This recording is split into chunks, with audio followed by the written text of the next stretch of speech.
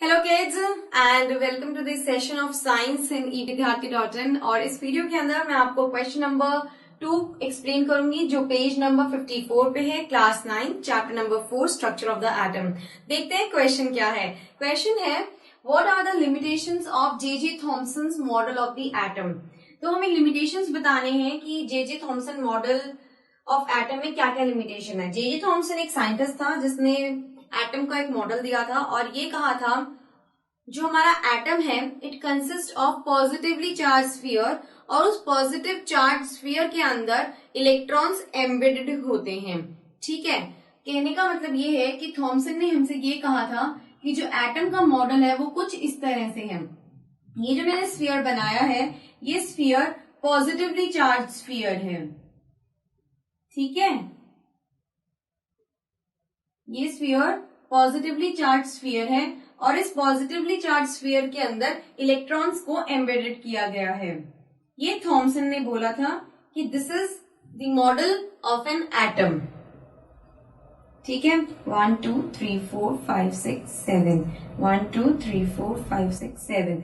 उसने साथ में ये भी कहा था कि जो पॉजिटिव चार्ज है और जो नेगेटिव चार्ज है वो दोनों इक्वल है इन मैग्नीट्यूड में, इसीलिए जो हमारा एटम है वो इलेक्ट्रिकली न्यूट्रल है क्योंकि जितने पॉजिटिव चार्ज हैं उतने ही नेगेटिव चार्ज हैं, जिसकी वजह से एटम इलेक्ट्रिकली न्यूट्रल है।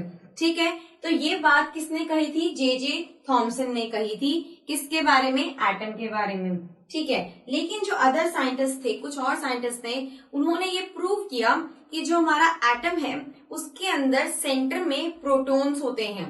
प्रोटॉन्स क्या होते हैं? पॉजिटिवली चार्ज होते हैं। तो अदर साइंटिस्ट के अकॉर्डिंग एटम जो होता है ये वो कंसिस्ट करता है एक प्रोटॉन को। Atom consist of proton which is in the centre of the atom और उस प्रोटॉन के चारों तरफ रिवॉल्व करते हैं या डिस्ट्रीब्यूट कर देते हैं इलेक्ट्रॉन्स को।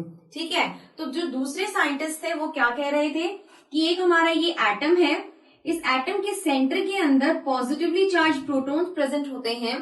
ठीक है, और इलेक्ट्रॉन्स इसके चारों तरफ डिस्ट्रीब्यूटेड होते हैं।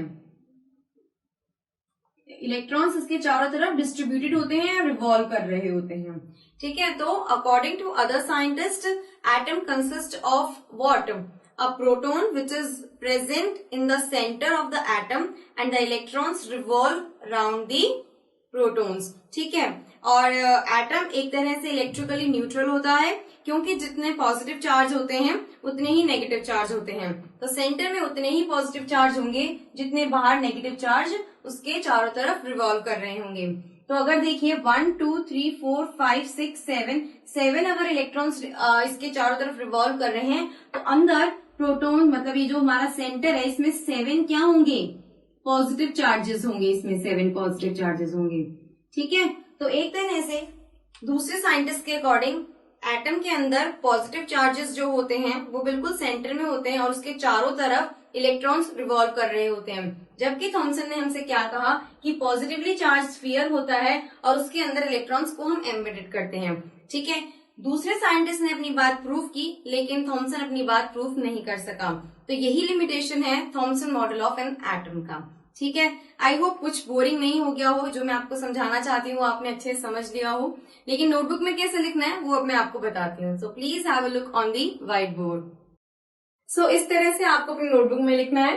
According to J Thomson model of an atom the electrons are embedded all over in the positively charge spheres but experiments done by other scientist showed that protons जो कि पॉजिटिवली चार्ज होते हैं are present only in the center of the atom and electrons are distributed around it। ठीक है, और इससे पहले जो मैंने 2 डायग्राम्स बनाए थे वो प्लीज आप ड्रॉ कर लीजिएगा, it will be good for you.